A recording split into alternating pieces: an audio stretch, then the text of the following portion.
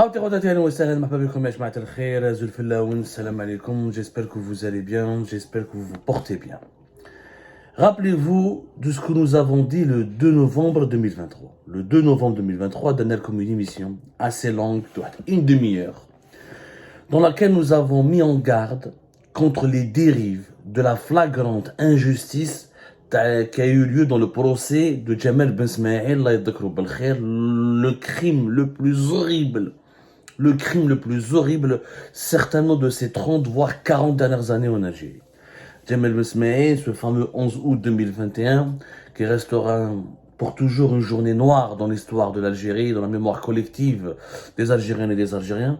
Un simple hirakiste qui est venu aider les populations sinistrées de la Kabylie, notamment de la wilaya de Tizi Ouzou, qui était en proie aux flammes des feux d'incendie, des feux et des incendies de forêt les plus meurtriers, se retrouve lynché, tué, battu à mort, torturé, décapité et immolé. Une sauvagerie absolue qui nous rappelle même les heures les plus sombres du terrorisme de Daesh. L'horreur barbare. Tout ce crime a été filmé en direct, diffusé sur les réseaux sociaux, et d'ailleurs il a provoqué une onde de choc internationale. Sauf que malheureusement la justice algérienne n'a pas pu faire une enquête et une instruction sérieuse pour déterminer les véritables niveaux de responsabilité de ce crime et pour déterminer le pourquoi du comment et pour enfin révéler ou trouver la vérité sur les circonstances hyper tragiques de ce crime horrible. وحكينا عليها في le 2 février 2 novembre وقلنا باللي يا جماعه le procès, il y a eu la cour d'appel qui avait condamné donc fin octobre 38 personnes à la peine de mort, qui a considéré que ces personnes étaient directement responsables de la mort tragique et horrible et barbare de Jamal Ben Smaïl. 94 personnes ont été jugées dans cette affaire. Il y a eu 27 personnes qui ont été acquittées. Et les autres, 38 personnes condamnées à des peines de mort. Et les autres ont été coupées des peines allant de 3 à 20 ans de prison ferme. Au départ, il y avait un premier procès en première instance en novembre 2022 où 49 personnes ont été condamnées à mort. Et 7 personnes ont été acquittées. Et les autres ont pris des peines de prison qui vont de 2 à 10 ans de prison. De 2 années de prison à 10 ans de prison ferme. On a décrypté ce procès. Au fahmna fait l'émission qu'on a la justice n'a pas fait son travail, il n'y a pas eu d'enquête sérieuse. En réalité, la justice algérienne s'est juste appuyée sur les vidéos, les images des réseaux sociaux amateurs, des vidéos amateurs. Elle a identifié quelques personnes et elle s'est basée sur le PV de l'enquête de la police judiciaire de la DGSN et on a raconté, à de chauffer l'émission parce que je vous avais dit, attention, c'est une grande injustice. Il va y avoir de grandes frustrations. Il va y avoir de grandes déceptions. Pire encore, il va y avoir de la colère parce qu'il y a des gens qui ont été lésés. Le procès a été bâclé. Qui fait en première instance, il y a 49 peines de mort. On appelle, il y a eu 38. Ça veut dire qu'il y a eu 11 personnes qui ont été condamnées par erreur à la peine de mort. C'est pas normal. On n'a vu ça dans aucun pays au monde. S'il y a eu une erreur aussi fatale, aussi grossière, ça veut dire que tout le processus, toute l'enquête judiciaire a été bâclée. Il n'y a pas eu d'enquête. Ils ont pris l'enquête qui a été menée par la DGSN, par la police judiciaire de la DGSN. Ils ont pris des vidéos et des images. Ils se sont basés sur cela. Il n'y a pas eu d'enquête complémentaire. Et c'est pour cette raison, ils se sont basés d'ailleurs sur deux personnages, les deux premières personnes qui ont identifié, qui ont connu Jamal Ben Smaïl. Ensuite, ils ont suivi le parcours de ces deux personnes, et comment la foule ensuite s'est rassemblée durant la fameuse place à Ben Ramdad à l'Arba'ana Thialath. Il n'y a aucun moment où on répond à des questions importantes qui sont pourquoi on a douté de Jamal Ben Smaïl, pourquoi Jamal Ben Smaïl n'a pas été secouru par la police, pourquoi la DGSN, les éléments qui étaient présents au commissariat à l'Arba'ana Thialath n'ont pas fait des tirs de sommation pour disperser la foule. Pourquoi il n'y a pas eu de pourquoi et comment et qui a dit à la foule que Jamal Ben Smaïl c'était lui qui a allumé les feux, parce que qui chauffe pour encore une fois ce procès. Ces deux personnes qui ont identifié Jamal Ben Smaïl, parce que Jamal Ben Smaïl les aurait filmés en train de s'attaquer à deux jeunes qui viennent de la wilaya de Moumerdès et qui auraient été soupçonnés d'allumer les feux de forêt. Or, Ah, donc les deux personnes se seraient retournées contre Jamal Ben Smaïl pour lui enlever le téléphone et lui enlever les preuves. C'est eux qui auraient propagé la rumeur, c'est lui qui a allumé les feux de forêt. Sauf que, comment en un temps aussi record, toute la ville de l'Albana a pu croire c'est lui, sans que personne ne puisse remettre en cause ou douter de cette version. Et ces deux personnes, qui leur a dit, ce sont des gens qui ont allumé les feux de forêt et qui les ont incendiés. Ben, il y a plein de gens, on a répondu à cette question. Et on a mis en cause le rôle de certains éléments de l'enseignement généraux. Et on a mis en cause le rôle malsain et l'implication malsaine de certains éléments de la police. Personne n'a voulu nous écouter depuis 2021. La conséquence, c'est quoi? La conséquence, c'est qu'aujourd'hui, dans pas mal de localités en Kabylie, il y a eu une grève générale qui est passée inaperçue, dont personne n'a parlé. C'était le 16 novembre dernier, c'était le jeudi 16 novembre dernier.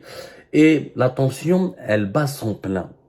Il y a une très vive tension à Ejmaa, en Kabylie, à cause de l'affaire Jamal Ben Smaïd, parce que les familles des personnes condamnées se sentent lésées. Il n'y a pas eu de procès équitable. Il n'y a pas eu d'enquête judiciaire approfondie.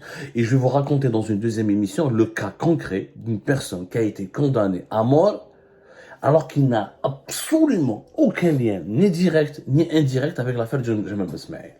C'est la prochaine émission. Mais d'abord, parlons de ce qui s'est passé le jeudi 16 novembre 2023. Il n'y a que le LCD, le Rassemblement pour la culture et la démocratie, qui est bien enraciné dans cette région de Kabylie, qui a fait un communiqué qui rend compte, d'ailleurs, tous nos remerciements au LCD à leur courage. Parce que le LCD, au moins, il a eu le courage de faire un communiqué.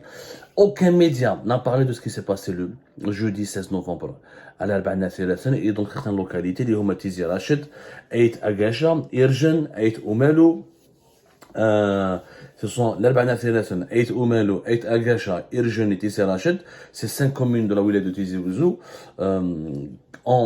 Les commerçants de cette ville ont organisé une grève générale.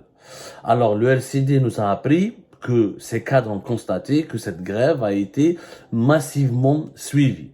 Que dit le communiqué du LCD? Dans la matinée de jeudi, d'aujourd'hui, le jeudi 16 novembre 2023, la ville de l'Arba est en pré-état de siège, avec des véhicules de la gendarmerie et de la police qui occupent la plupart des artères. Certaines informations indiquent que les services de sécurité ont procédé à plusieurs arrestations et parmi elles de nombreuses femmes. Des pressions ont été exercées sur des commerçants et d'autres propriétaires d'établissements pour les mettre en garde contre toute fermeture de rideau.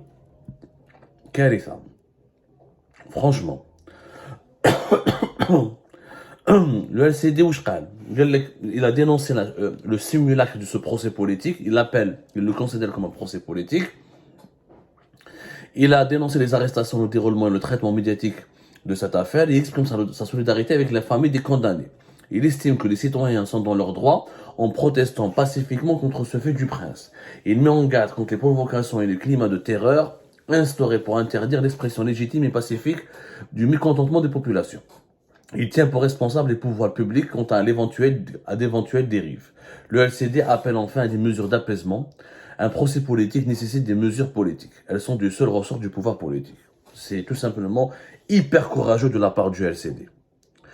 Dans le climat politique actuel, avec les menaces, les intimidations, les menaces politiques, la répression qui s'abat sur l'opposition politique en Algérie, faire un tel communiqué, c'est plus que courageux, c'est un suicide. Et j'espère que les responsables du LCD rien ne va leur arriver parce que ils ont carrément pris position en disant que c'est un procès politique. Pour le moment, il n'y a que nous, pratiquement, Algérie Part, bon, avec quelques personnalités ou là quelques groupes proches du MAC, des autonomistes. Eux, c'est une autre tendance, ils sont dans un autre esprit, qui ont dénoncé cette affaire, etc. Je parle des tendances neutres, patriotiques, des mouvements patriotiques, des personnes patriotiques qui sont attachées à l'intégrité du territoire algérien, qui sont attachées à l'avenir de la Kabylie dans le cadre d'une Algérie unie, indivisible, et qui se battent pour l'intérêt général, non pas pour l'intérêt clanique de tel ou pour une vision idéologique qui est contestable et qui est controversée. Le LCD et Algérie Part sont les seuls qui ont dit que c'est un procès politique. Et c'est un procès politique. Maintenant, le LCD est parti encore plus loin, il a exprimé sa solidarité avec les familles des condamnés, donc il part du principe que les condamnés sont innocents. Ça, c'est une ligne politique à le LCD Moi, je n'ai pas les éléments, je ne peux pas me positionner, je ne peux pas vous dire est-ce qu'ils sont innocents ou pas innocents. Il y a eu des cas où j'ai vu bien, il y avait pas de preuve de culpabilité, mais je ne dirais pas qu'ils sont innocents pour autant. On ne peut rien dire tant qu'il n'y a pas un nouveau procès rigoureux, professionnel et équitable. لو كان نخلوا هذا le verdict tel qu'elle est, l'affaire Jamal Ben Smaïl telle qu'elle est, je peux vous assurer que la Kabylie va exploser un jour ou l'autre. Et c'est une provocation. Cette affaire est une véritable provocation.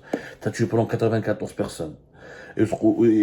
Parce que c'est pas rien n'est normal dans cette histoire. Alors, en 2021, qu'est-ce qu'on nous a dit? La DGSN et les autorités algériennes et le gouvernement algérien, ils ont dit qu'on ne pouvait pas disperser la foule parce qu'on avait peur qu'il y avait des émeutes, on avait peur que la Kabylie brûle, ou les vont brûler le commissariat, etc. Mais on pensait que c'était des milliers. On nous a fait croire qu'il y avait des milliers de personnes. Or, la place de Aban Ramdan, si on a jugé que 94 personnes, c'est-à-dire que l'enquête n'a identifié que 94 personnes. Je suis désolé, 94 personnes, normalement, une vingtaine de policiers armés peuvent facilement les disperser. Donc il n'y avait pas une immense foule, comme on le laisse entendre. Donc déjà, tout a été basé sur des mensonges.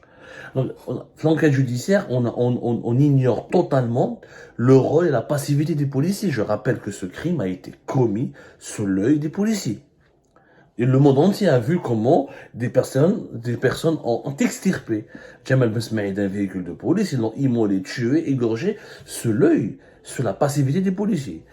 C'était pas 940 personnes qui ont fait ça, c'était pas 9000 personnes, c'était 94 personnes, soi-disant. Alors pourquoi les policiers les ont pas dispersés aussi facilement? Zid, comme au procès en première instance, 49 condamnés à mort, l'appel 38 condamnés à mort. C'est pas possible, il y a une incohérence totale. Est-ce qu'il y a eu des enquêtes sérieuses? Est-ce qu'on a répondu? Les principales questions, lesquelles? Qui a fait croire à la population que c'est Jamal Ben Smaïl qui a allumé les feux de forêt? Qui a propagé les théories du complot? Et qui a donné l'ordre de rester passif face à ce que pouvait risquer? Parce que Jamal Ben Smaïl, la police, c'est lui qui leur a demandé leur aide. Qui a donné l'ordre et l'instruction de ne pas lui venir en aide et de le laisser s'immoler, et de laisser la population s'en prendre à lui? Qui? Avec les trois questions. On répond à ces trois questions. On comprendra pas mal de choses dans cette affaire-là. Je prétends pas détenir des vérités. Il faut une enquête. Je suis un journaliste Paris, exilé, condamné à mort. Attendons les occasions. On va aider la justice en faisant des enquêtes sérieuses. Une enquête qui met à cette juge Jamal Ben Smaïl demande 3-4 ans de travail. Mais chez le crime s'est passé en 2021, t'es en 2022, tu fais le procès. C'est pas normal. Une affaire pareille, aussi grave, aussi tragique, l'instruction judiciaire devra durer en moyenne 2 ans et demi, 3 ans. C'est-à-dire que si on avait fait un travail d'enquête, de justice sérieux, on ne pense jamais le procès Jamal Ben Smaïl aurait pu avoir lieu avant 2024. Donc c'était bâclé. C'était bâclé. Et je suis dans les pays développés, pour une affaire d'homicide volontaire, pour un meurtre, 3-4 ans d'enquête. En Algérie, un meurtre aussi horrible, même s'il y a eu des cas flagrants.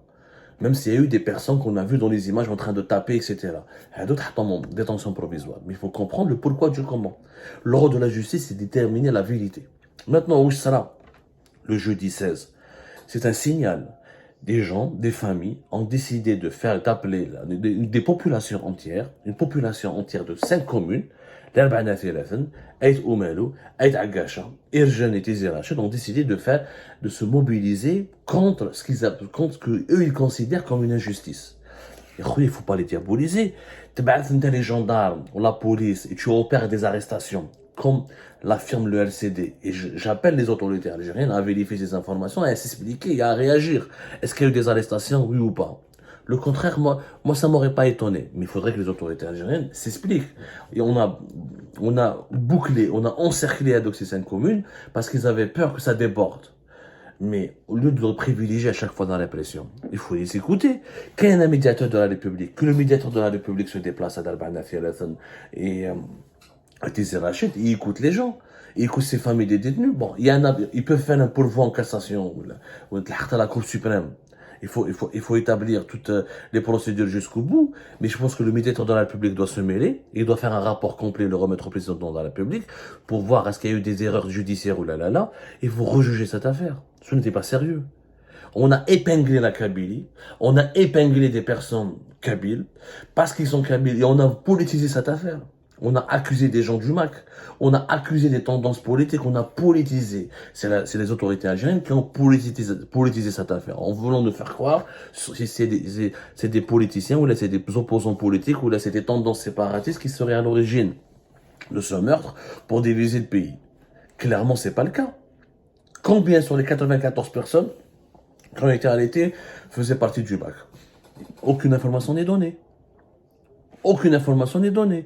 Et pourquoi le MAC, et pourquoi ça aurait été Jamal Ben Smaïl et pas d'autres personnes? Combien de non-kabyles, de personnes originaires de plusieurs régions du pays sont venues dans les autres localités de Kabylie et n'ont pas été touchées ou assassinées? Pourquoi c'est Jamal Ben Smaïl? Et pourquoi ça s'est passé à l'Arba'ana Virahim?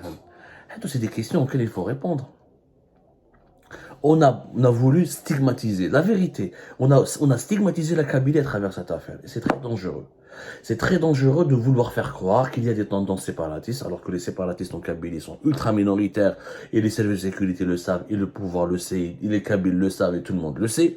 Et qu'en Kabylie, il n'y a pas de remise en cause de l'unité nationale, mais à force d'entretenir une propagande médiatique et politique, la Kabylie, un problème, la Kabylie, il y a des gens qui manipulent, en Kabylie, c'est pour faire peur aux Algériens et aux Algériens, et ben voilà, on a abouti à une stigmatisation dangereuse. Et la population n'en peut plus de cette injustice. C'est une injustice. Un procès bâclé, expéditif. Il n'y a pas eu le temps nécessaire de faire l'enquête. Il n'y a pas eu suffisamment de preuves de culpabilité. Et pour vous prouver que c'était un procès bâclé, dans pendant la prochaine émission qui va suivre, je vais vous donner un cas concret, le nom de quelqu'un, son âge, son parcours, qu'est-ce qui s'est passé pendant ce procès. Quelqu'un qui a été condamné à mort à tort. Meder Wello. À tout de suite.